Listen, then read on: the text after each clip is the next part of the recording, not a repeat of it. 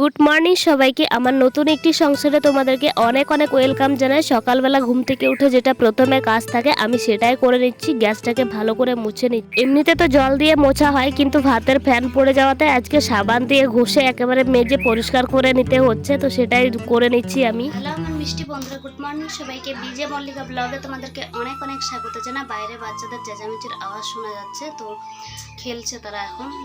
তো দেখতে পাচ্ছ সকালের কাজকর্ম সেরে নিলাম, আর ব্রাশ করে মুখ ধুয়ে একেবারে মাথাটাকে চিরুনি করে নিলাম। মানে ভীষণই একেবারে কি বলবো, ওই বাবুর পাখির বাসার মতো অবস্থা হয়েছিল, তো সেটাকে ঠিক করে নিলাম। আর গ্যাস মুছলাম, বাসন ধুলাম, তারপরে ঝাড় দিলাম, অনেক কটা কাজ করলাম, বিছানা গোছানো সমস্ত কাজ হয়ে গেছে। এখন সকালে ব্রেকফাস্ট করতে হবে।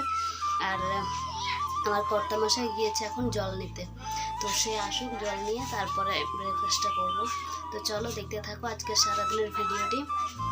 আজকে থেকে চেষ্টা করব যে ডেইলি ব্লগ দেওয়ার, কারণ কিছুদিন থেকে হয়ে উঠছিল না, কোনো কিছু গুছিয়ে উঠতে পারিনি দেখে এত প্রচণ্ড খারাপ হয়েছিল ঘরটা, কি আর বলবো তোমাদের। সেটা তোমাদের একটা ক্লিপে না হয় ক্লিপ আমি নিয়েছিলাম, কিন্তু ক্লিপটা যে কোথায় আমি ঠিক খুঁজে পাচ্ছি না এখন, হয়তো বা ডিলিট হয়ে গেছে নাকি। তো চলো দেখতে থাকো সারাদিনের ভিডিওটি।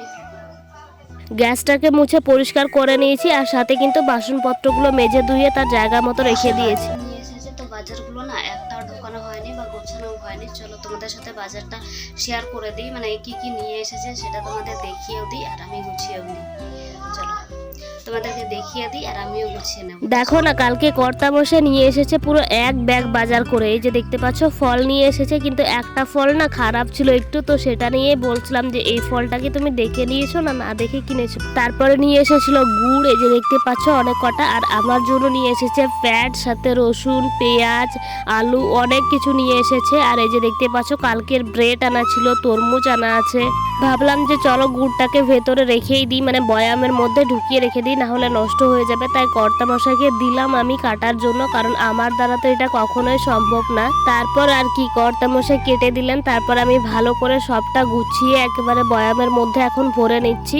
আর বয়ামের মধ্যে রেখে দিলে কি ভালো থাকবে, না হলে ক্যারি ব্যাগে থাকলে নষ্ট হয়ে যাবে খুব তাড়াতাড়ি। কিছুদিন থেকে গরম জল খাওয়াটা না একেবারে মনে হয় ভুলেই গিয়েছি, তাই ভাবলাম চলো আজকে সকালবেলাতে গরম জলটা খাওয়া যাক। তাই জল গরম করে নিলাম আমার জন্য।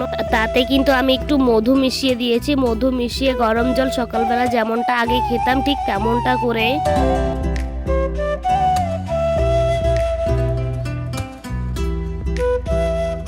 এবার পালা হচ্ছে ওই তরমুজটা কাটার পালা। মানে সকালে ব্রেকফাস্ট যেহেতু আমরা কোনো কিছুই করিনি, তো সেই কারণে বললাম যে তরমুজটা এবার তুমি কেটে দাও, তো সেটাই কেটে দিচ্ছিল। প্রথমে কেটে আগে আমাকে টেস্ট করিয়ে নিল যে খেতে কেমন হয়েছিল ঠিক। তো তোমাদেরকে আমি একটা কথা আগে বলে দিই যে আমার না গলার আওয়াজটা ভীষণই খারাপ, তাই কথাটা হয়তো একটু খারাপ শোনা যায়। তারপর আর কি তরমুজটা খেয়ে নেওয়ার পর এইদিকে দেখো আমি ফলটাও কেটে নিচ্ছি, টেস্ট করে নিলাম, তারপর ওটা দিলাম কর্তামশাইকে কাটার জন্য। আর এইদিকে দেখো ফলটা কেটে নিচ্ছি, যেটা একটু খারাপ ছিল ওটাই কেটে নিলাম। আমি আবার একটু ঢং করতে গিয়ে কাটতে গিয়েছিলাম দেখতে পাচ্ছ, আর একেবারে মনে হচ্ছে কত শক্তি, সেই রকম একেবারে টেনে ছিঁড়ে দিচ্ছি আমি তরমুজটাকে। ফল, জল, তরমুজ সমস্ত কিছু কিন্তু কেটে কুটে রেডি করে নিয়ে থালার মধ্যে, মানে প্লেটের মধ্যে আর কি সাজিয়ে নিলাম। এখন চলো ব্রেকফাস্ট করার পালা, ব্রেকফাস্ট করতে হবে। কিছুদিন থেকে কোনো ভিডিও ঠিক মতো আপলোড দিতে পারছিলাম না, কারণ ঘর দুয়ারের অবস্থা এতটা খারাপ হয়েছিল কি বলবো। সেটা পরিষ্কার করতে গিয়ে এতটা নাজেহাল অবস্থা হয়ে গিয়েছিল, কি আর বলবো, সেটা আর বলার কথা না। ক্লিপ নিলে হয়তো বুঝতে পারতে তোমরা, কিন্তু আমি কোনো ক্লিপ নিতে পারিনি এই কারণে যে এত প্রচন্ড খারাপ হয়েছিল। আমি কাজ করব না, তোমাদের দেখাবো। আমি যদি ভিডিও করতে করতে যদি কাজ করতাম, না জানি 3-4 দিন লেগে যেত, তবুও কিন্তু মনে হয় এই ঘরটা আর পরিষ্কার করা হতো না, এত প্রচন্ড খারাপ হয়েছিল। এইদিকে দেখো আমি আবার কর্তামশাইকে একটু খাইয়ে দিচ্ছি, কারণ সে আমাকে আগে খাইয়ে দিয়েছিল। আমি তাকে না খাইয়ে দিলে সে তো রাগ করে বসে থাকবে আবার, তাই এইদিকে দেখো আমি তাকে খাইয়ে দিলাম, আর তার খাবারটাও কিন্তু দিয়ে দিলাম। কর্তামশাইয়ের জন্য ছিল মুড়ি, তার সাথে কালকের আনা ব্রেড, এবং তার সাথে ছিল হচ্ছে কালকের তরকারি। তো খাওয়া দাওয়া সেরে আমি কিন্তু কাজে লেগে পড়েছি, দেখতেই পাচ্ছ। বাইরে গোবর ছড়া দিয়ে নিতাম, যেদিন আসি বাড়িতে সেই দিন তো গোবর ছড়া দিয়েছিলাম, তাও কেমনই যেন একটা হয়েছিল, নোংরা নোংরা, ভালো লাগছিল না। তাই ভাবলাম চলো আরেকবার দিয়ে দিই। তো গোবর ছড়া দিয়ে নেওয়ার পর কিন্তু আমি স্নান সেরে একেবারে চলে এসেছি রান্নার জোগাড় যন্ত্র করতে। আসা মাত্রই কিন্তু প্রথমে যেটা করলাম, একদিকে ভাত বসিয়ে দিয়ে অন্যদিকে পাঁপড়টা মাছগুলোকে প্রথমে ভেজে নিলাম, আর এইদিকে দেখতে পাচ্ছ এখন তরকারি করে নিতে হবে। আর এখন আমার কর্তামশাই গিয়েছে স্নানে। অনেকগুলো কাঁথা কম্বল ছিল যেগুলো আমার দ্বারা তো পরিষ্কার করা হতো না, তাই কর্তামশাই সমস্তটা করে দিচ্ছে। আমাকে কিন্তু অনেকটা সাহায্য করে সে। তো ভারী ভারী ল্যাপ কাঁথাগুলো আমার দ্বারা তো পরিষ্কার হতো না, তাই তাকে দিয়ে করাতে হচ্ছে।